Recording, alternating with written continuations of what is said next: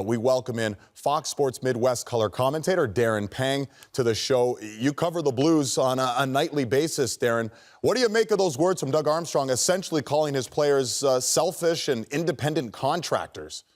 Well, I haven't heard a general manager say independent contractors for a while, unless you're a broadcaster, and we all know what that's like. When you're a broadcaster, you're out, on your own trying to gather your next event. I think, what he was clearly saying is that too many guys are worried about the name on the back of their sweater and not enough about the crest on the front. And I think the one telltale statement that he made was after a win, when he sees guys that are maybe sour after a win because they didn't get their candy, they didn't get their points, that's disturbing to Doug Armstrong that's been around a long time. He wants this team to play for one another. A win is a win is a win. Everybody knows that.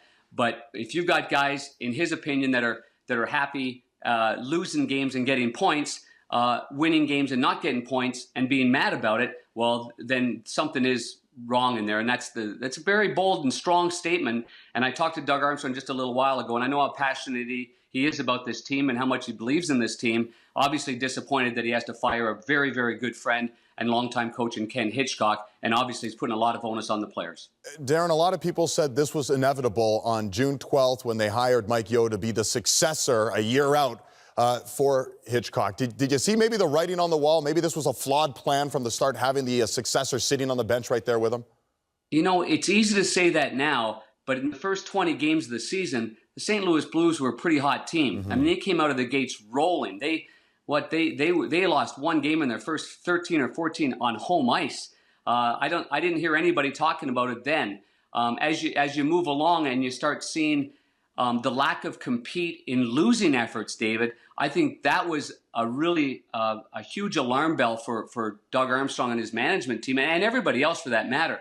That's why Ken Hitchcock said we've got too many A games or A+ games and way too many C- games. And it was the losing and the way that the team lost that was the most disturbing and the reason for this firing.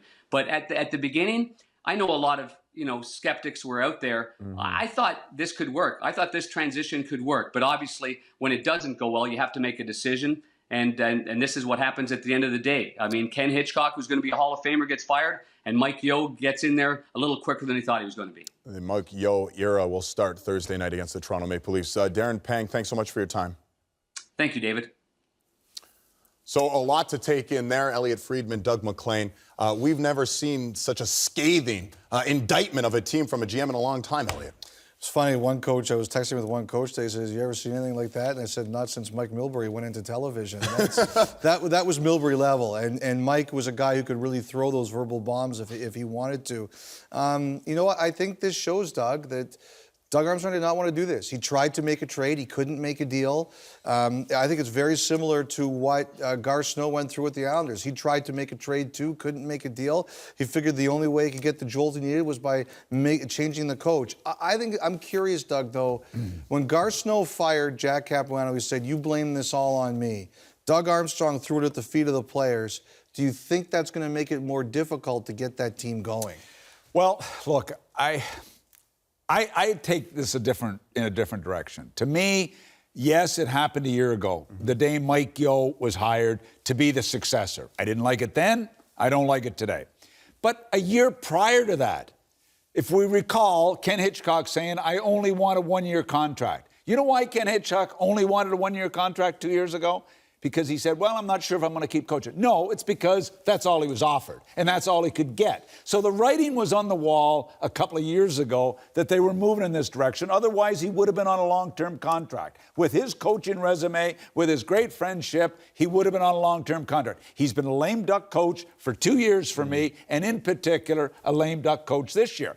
And the team has made some personnel changes, and Armstrong, hey, I know they're great friends. He's done a good job. It's a contending team, but this team is not as good as it was last year. Plus, they lost Kirk Muller and Bradshaw, two great assistant coaches, and they left because they only were offered one-year deals as well, and they're both excellent hockey men, and they missed them. I think the other thing, too, is Backes and Brouwer. When you're Ken Hitchcock, one of the guys he loved coaching was Keith Primo, who was his captain in Philadelphia, because Ken Hitchcock needs a captain to be the buffer. He takes the heat from Hitchcock, and he takes the heat from the players. Backes and Brouwer could handle that. I'm not sure the guys in St. Louis could handle it without him. I worked with Ken Hitchcock. He wears you out.